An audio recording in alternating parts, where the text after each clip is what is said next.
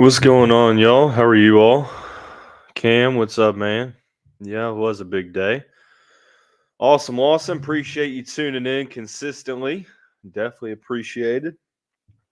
Try to get a little bit more of a notice to you all before we got into a live episode.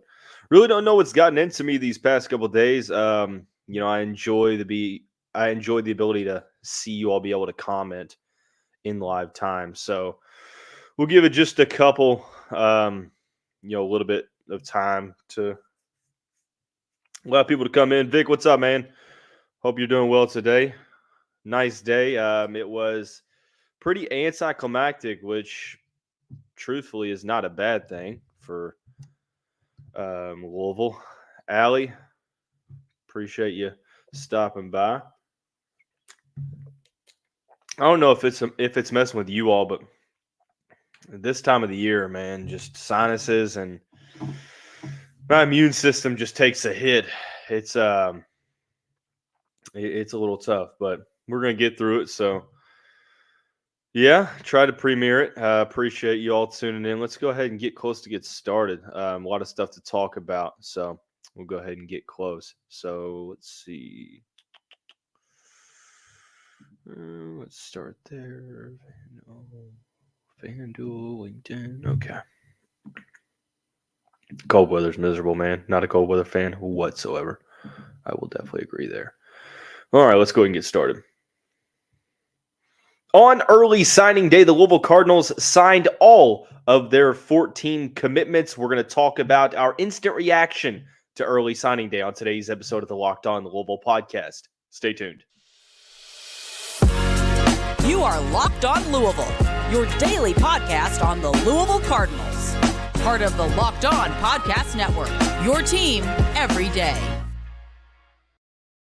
Hey, what's going on, everyone? Welcome into this live reaction episode of the Locked On Louisville podcast. I'm your host, Dalton Pence. Today's episode brought to you by FanDuel. Make every moment more. Right now, new customers get $150 in bonus bets with any winning $5 moneyline bet. That's $150 if your team wins. Visit FanDuel.com/lockedon to get started. As always, I want to personally thank you all for making us your first listen of the day. Just a reminder, the Locked On Louisville podcast is free on all streaming services 5 days a week, your team every day. Well, this episode is dedicated to early signing day. We are giving our initial reaction. The Cardinals signed all of their commitments in the 2014 class. We'll talk about each recruit individually. We'll go offense to defense in the second segment. And then the final segment, we'll talk about the early enrollees. We'll talk about who could see time early on, who has the highest ceiling, etc. So a lot of good stuff to talk about. Thanks again for tuning into this live edition of the show. Tried to give a little bit more notice on on when we were going to do another live episode, the third live episode of the week. So definitely appreciate you all tuning in. Be sure to drop a question, drop a comment in the chat below. Definitely would like to hear from you all. But main storyline for the Cardinals on early signing day was that there wasn't much news.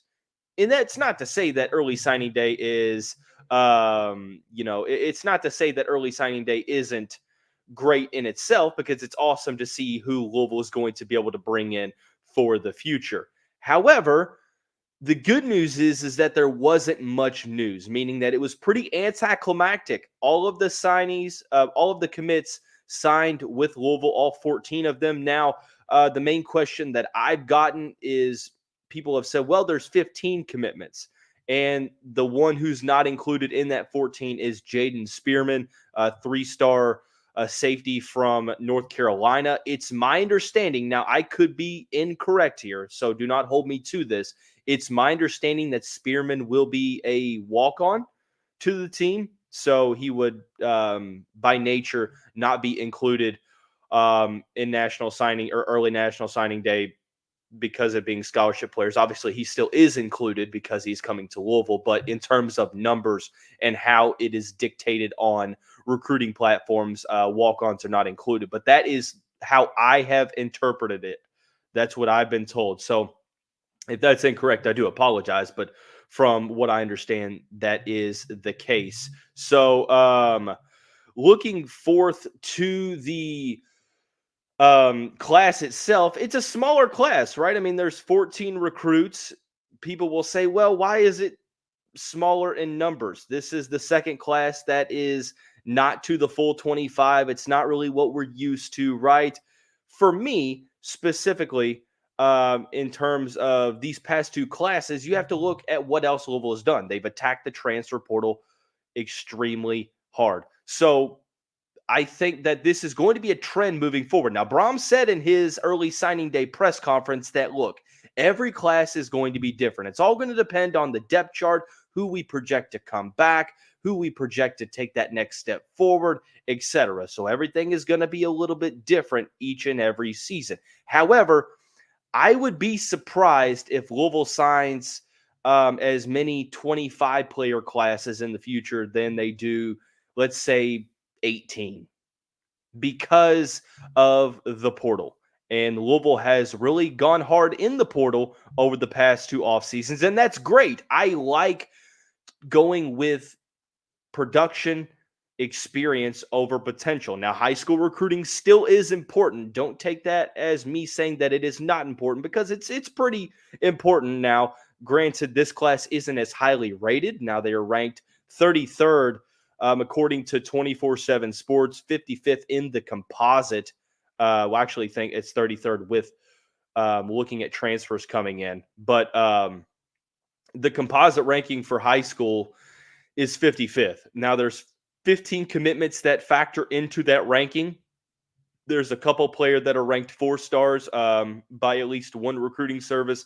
Tight end Dylan Mesman, wide receiver JoJo Stone, and the 2 running backs, Duke Watson and Isaac Brown.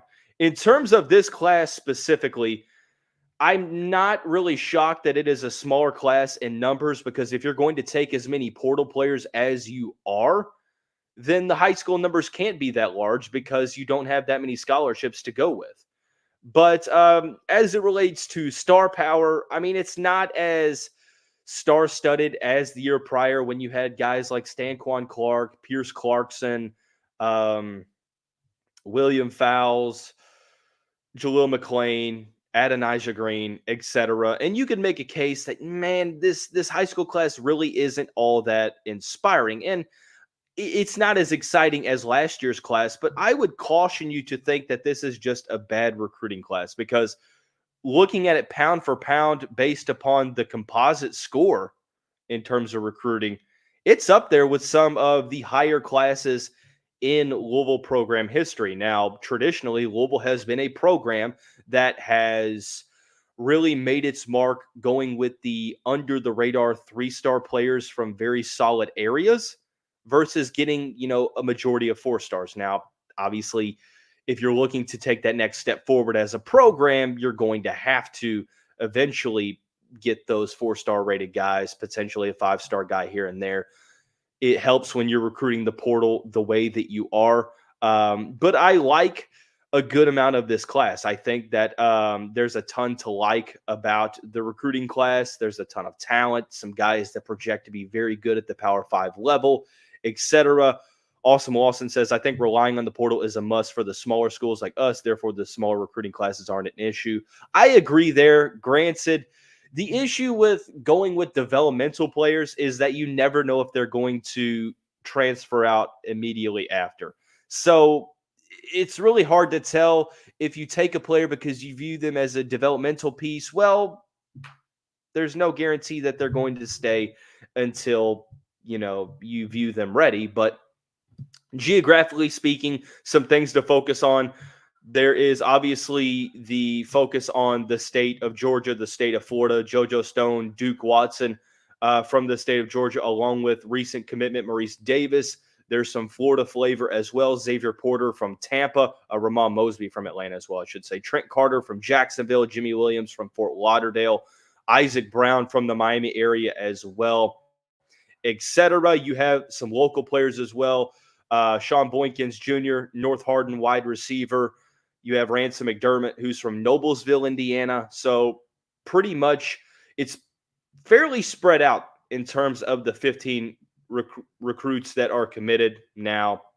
At this point, I am trusting Brom to have a solid eye for talent when it comes to development of these players, because the reality is when you go for guys that are sort of under the radar, that are mid 3-star level players, low 4 stars, you're banking on college development. And that is obviously the main key here. And I think that, there's some pretty solid players in this class. It's all going to come down to see how they are going to progress throughout their collegiate careers. So without further ado, let's talk about the 15 overall commitments, 14 of them that the Cardinals sign on early signing day. We will do that here momentarily after we talk about our friends and the title sponsor of the show, FanDuel. The weather's getting colder. I hate it. But the NFL offers stay hot on FanDuel. Right now, new customers get $150 in bonus bets with any winning $5 moneyline bet. That's $150 if your team wins. If you've been thinking about joining FanDuel, there's no better time to get in on the action. The app is so easy to use. There's a wide range of betting options, including spreads, player props, over-unders, and my favorite, single game parlays. Visit FanDuel.com/locked-on to kick off the NFL season. FanDuel is the official partner of the NFL. Discussing each individual signee, there are 14. I'm going to go with 15. I'm going to include Jaden Spearman in this discussion because he is obviously a commitment for the Cardinals. We'll start out on the offensive side of the ball. A lot of star power on offense. Texas quarterback Deuce Adams, 2 running backs, Isaac Brown, Duke Watson. You have tight end Dylan Mesman, who's very solid. Sean Boykins Jr., JoJo Stone at wide receiver, and then 3 offensive linemen, Fred Johnson, Jimmy Williams, and Ransom McDermott. So we'll start out with the quarterback position. That is Deuce Adams. Look, I think that Deuce Adams is going to have an extremely solid shot to win the starting job in 2025. I think he is that good. I was extremely excited when the Cardinals got a commitment from him. Had a pretty solid senior season to go along with the hype that was building up over the past year or so. I believe at the end of the day, he has all the tools to be a very successful Power 5 quarterback, ranked just outside, I believe, of the top 600, if I'm not mistaken, when it comes to the composite, which I like to go with when it comes to the 24/7 Sports composite, ranked 612. So pretty solid there. Had 2,100 yards this season, 27 touchdowns to 1 interception, had 220 rushing yards as well, was a Mr. Football nominee in the state of Texas. So I'm extremely excited about the quarterback position here at Louisville, especially having a player like Deuce Adams in the fold now for the Cardinals. The 2 running backs.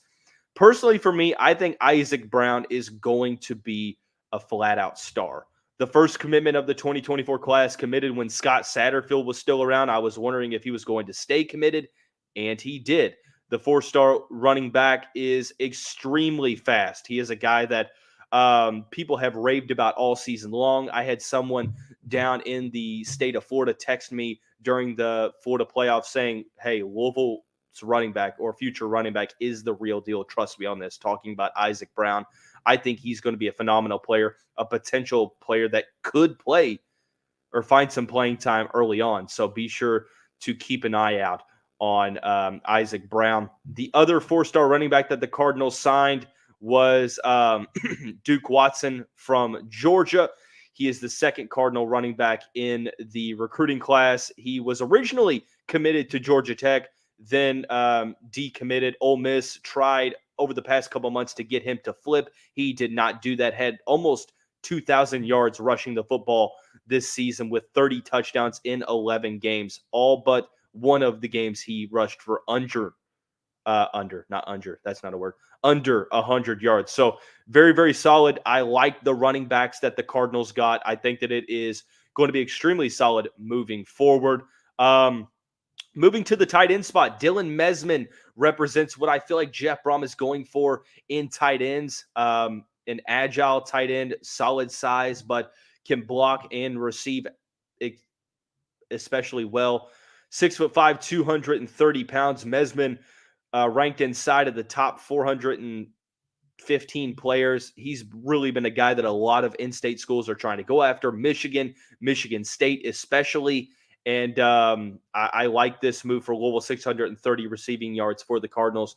JoJo Stone, Sean Boykins Jr., pretty electric wide receivers in the class that I feel are going to be very solid with the Cardinals. Now, obviously, they're going to have to wait their time with the guys ahead of them on the depth chart. JoJo Stone is the highest rated guy in the class, 4-star receiver from Louisiana, then transferred to Georgia, was a longtime LSU commit, decided to part ways with the Tigers program, and seemingly always had Louisville right there in his interest, and made a visit this past fall and made his commitment. The key thing for him is going to be staying healthy. If he can, I think he's got all the tools to be a very good slot receiver in college. Sean Boykins Jr. from North Hardin, multiple sport athlete. I actually announced for Mail in Louisville. It's my alma mater. They played North Hardin this past week. Sean Boykins is the starting point guard for North Hardin.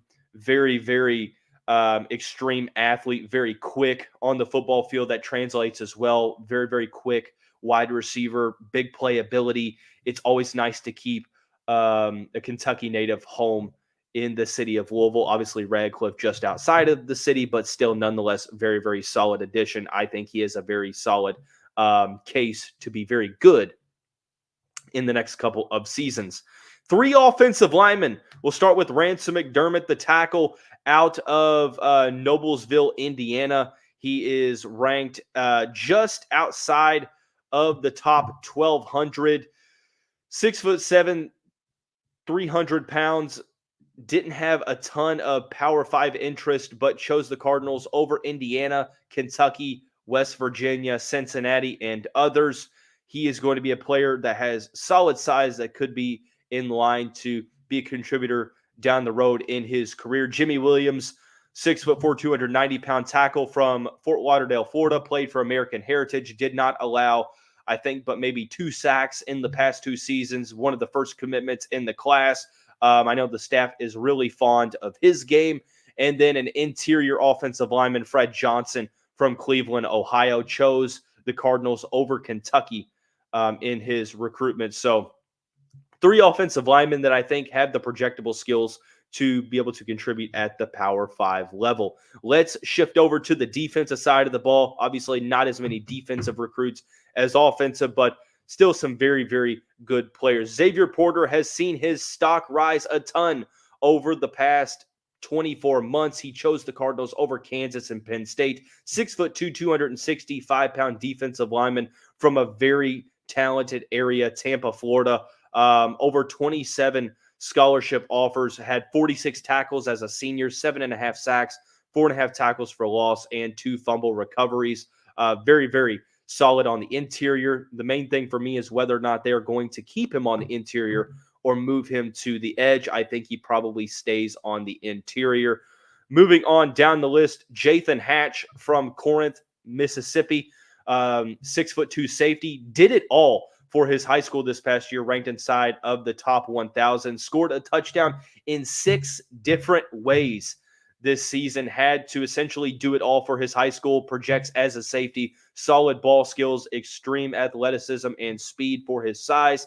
I think that the talent is there. It's obviously a matter of increasing the technique and getting him in the college weight room and allowing him to learn technique from the coaching staff. I think that he has the tools to be very, very successful. Let's see. Trent Carter, linebacker from Jacksonville, Florida, pretty underrated in my opinion, ranked just inside of the top 1,200. He's one of those players that I feel like plays in a very talented area, but gets overlooked a little bit. Recruited to play inside linebacker, 6'2", 216 pounds. The question is whether or not the statistics are a little bit misleading.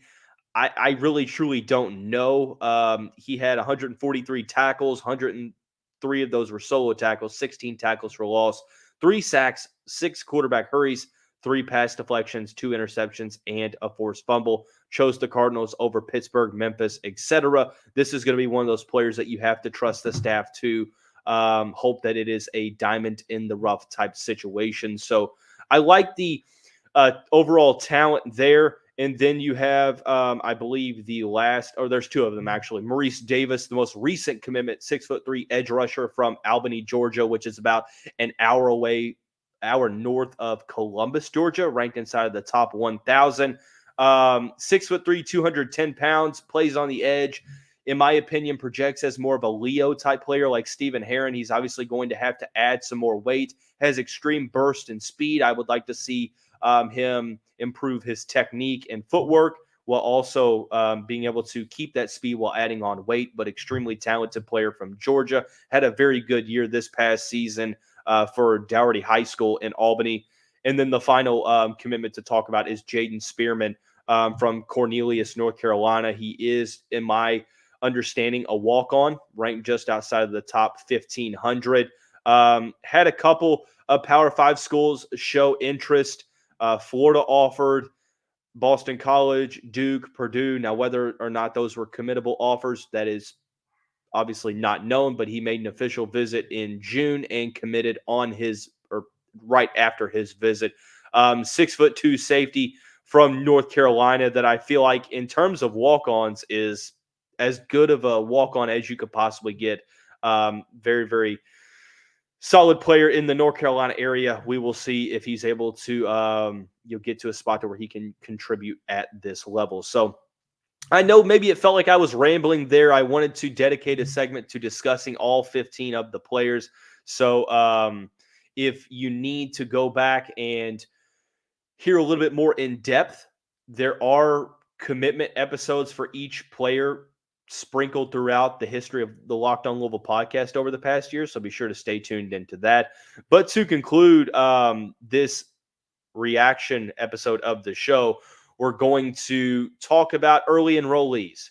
We'll talk about who could see time early on, who has the highest ceiling, and more. Be sure to drop any questions, any comments you have in the chat below. I'll answer them here momentarily after we talk about our friends over at LinkedIn Jobs. When you're hiring for your small business, you want to have as many top-tier candidates as possible to interview. That's why you have to check out LinkedIn Jobs. LinkedIn Jobs has the tools to help find the right professionals for your team faster and for free. It's not just another job board. It has a vast network of more than 1 billion professionals, so it makes hiring easy. And I know when you're working in a small business, time and resources might be limited. That's why with LinkedIn, the process is intuitive, quick, and easy. So post your job for free at linkedin.com/lockedoncollege. That's linkedin.com/lockedoncollege to post your job for free. Terms and conditions apply. Final segment of this reaction episode of the Locked On Louisville podcast, live reaction episode, I should say. Thanks for tuning in as always. Couple questions we'll talk about before getting into the final segment. Isn't someone on the coaching staff a Louisville Male alumni, coming from Christian Fernandez?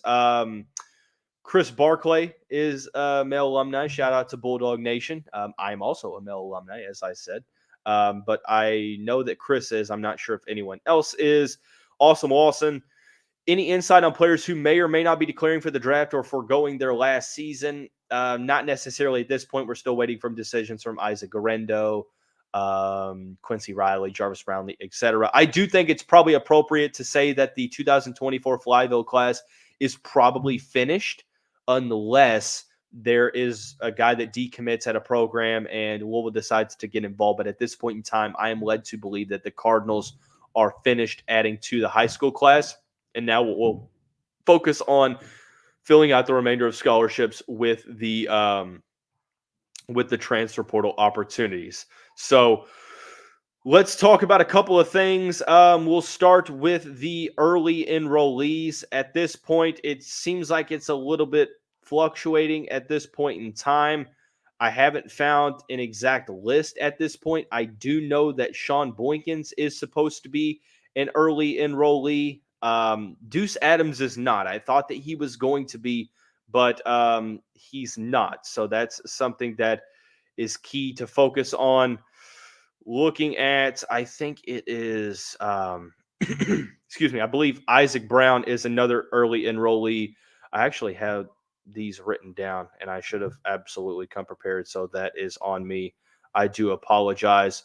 But there's only a couple players that are going to be on campus in January. So just be able to focus on that. JoJo Stone is another player that will be an early enrollee on campus. So I believe that it's great to have as many early enrollees as you could possibly get, but being able to still get guys on campus is huge.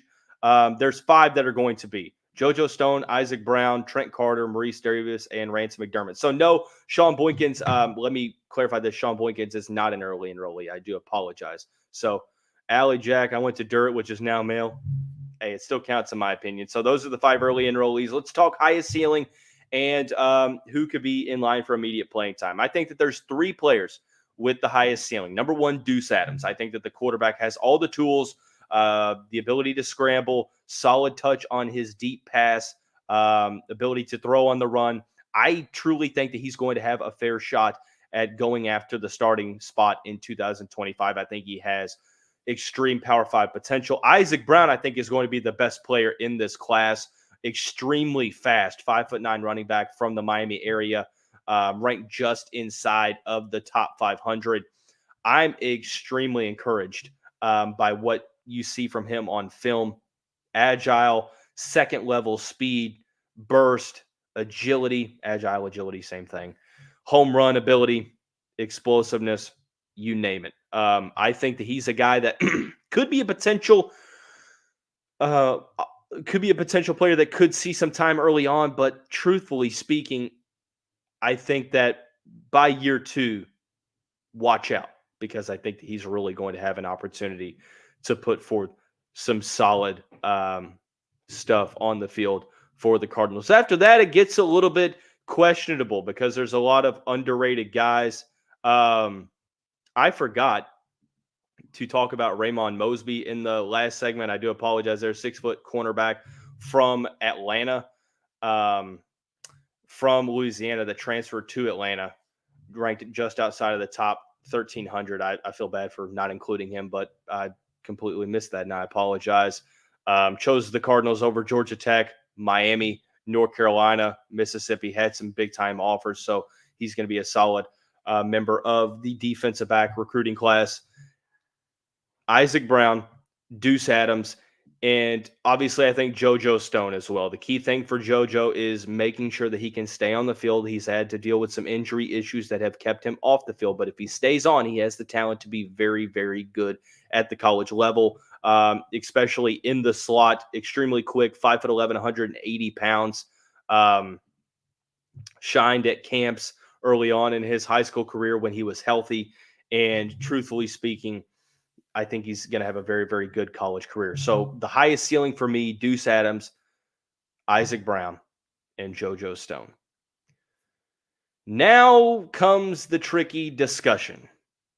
Who's going to play early on? And I'll be completely honest with you. I don't think there's a clear answer. And I know it's not something that you want to hear, but I think that I'm not sure that any of the true freshmen are going to play a starting role. A couple of them can play rotational roles. I think Isaac Brown, with a solid camp, could be in line to maybe sneak into the depth chart. You look at some of the other rated players, maybe Xavier Johnson can get in the 2 deep, although with the additions of Thor Griffith and Jordan Gerard, I'm not so sure. Offensive line is pretty crowded at the moment, so is edge rusher. Safety is potential. Maybe Jathan Hatch could be a guy that you look at the safety position to play a rotational role. But I'll be honest, I'm not sure that there's one player. And then Dylan Mesman obviously is very, very talented as well. Mesman is behind about 5 to 6 pretty solid tight ends. So I'm not sure that there's going to be many players at all that are going to have immediate playing time. I think that's a testament to the roster retention from Jeff Brom and the guys that they've added. So don't view this as a complete issue, because this past season, not many players from the FIVE 23 freshman class played a large role. So don't get too discouraged. The FIVE 24 class has some pretty solid talent. I think that there are a lot of skill sets that can be built upon that can turn into players really performing well at the Power 5 level. But the state of college football is you can go to the portal to get experience, to get production, and use that over potential. And it makes a lot of sense. But still, high school recruiting is pretty it's pretty important, I should say. I don't know why I was struggling with a word there, but I was. So, any thoughts, comments, concerns, questions, etc.? I'm sorry if it seemed like I was rambling a little bit. Obviously, it can be easier said than done with these live editions of the show. Thanks again for tuning in to the live edition of the show.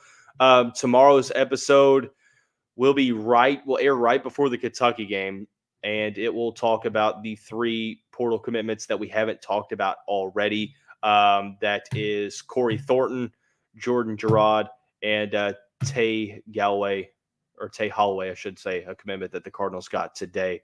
So appreciate everyone for tuning in. That's going to wrap up this live edition, this reaction on early signing day. Dalton Pence signing off. Everyone have a great day. We'll see you right back here tomorrow. Go Cards.